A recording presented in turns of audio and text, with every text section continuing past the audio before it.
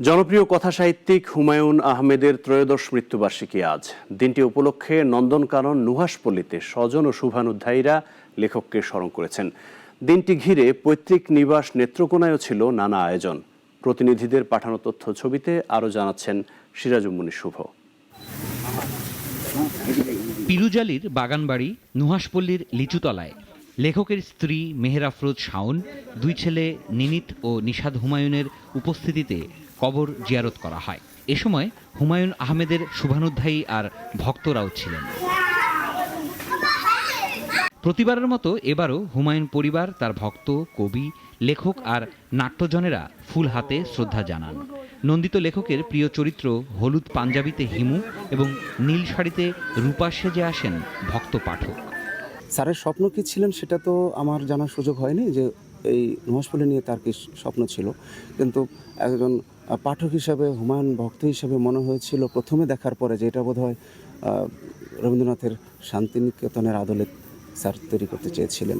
ওনার চলচ্চিত্র যেগুলো যে নাটক, সিনেমা একটু ডিফারেন্ট, হ্যাঁ, যার জন্য ওনাকে খুব ভালো লাগে, খুব ভালোবাসি। যেহেতু হুমায়ুন পাঠ্য আমাদের খুব ছোটবেলা থেকে, হুমায়ুন আহমেদ আমাদের একটি ভালোবাসা এবং একটা আবেগের নাম। আমাদের জেনারেশনের একটা অন্যতম একটা জায়গা হুমায়ুন আহমেদকে কেন্দ্র করে, আমাদের সাহিত্য পঠ পাঠন তাকে কেন্দ্র করে। তরুণ প্রজন্মকে হুমায়ুন আহমেদের আদর্শ ধারণের আহ্বান ছাড়াও হুমায়ুনের স্বপ্ন এগিয়ে নিয়ে যাওয়ার প্রত্যয় পুনর্ব্যক্ত করেন স্ত্রী মেহের আফরোজ শাওন। হুমায়ুন আহমেদ উনি জীবিত থাকা অবস্থায় ওনার খুব ইচ্ছা ছিল, স্বপ্নের মতো ছিল যে ওনার বই পেঙ্গুইন পাবলিকেশন থেকে আসলে পাবলিশড হবে। সেটা আমরা সম্প্রতি এটা পেঙ্গুইনের সাথে আমাদের আসলে চুক্তি স্বাক্ষরিত হয়েছে। খুব শিগগিরই আমরা পেঙ্গুইন পাবলিকেশন থেকে হুমায়ুন আহমেদের বই প্রকাশ হতে দেখব। এরকম করে অনুবাদ হচ্ছে বিভিন্ন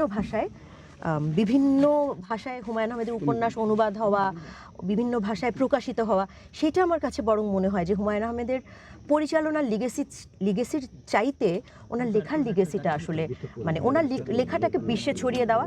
1948 সালের 13 নভেম্বর নেত্রকোনার কেন্দুয়া উপজেলার কুতুবপুর গ্রামে জন্মগ্রহণ করেন নন্দিত এই কথাসাহিত্যিক। তার বাবা ফয়েজুর রহমান ও মা আয়েশা ফয়েজ। তাই নানা আয়োজন ছিল সেখানেও।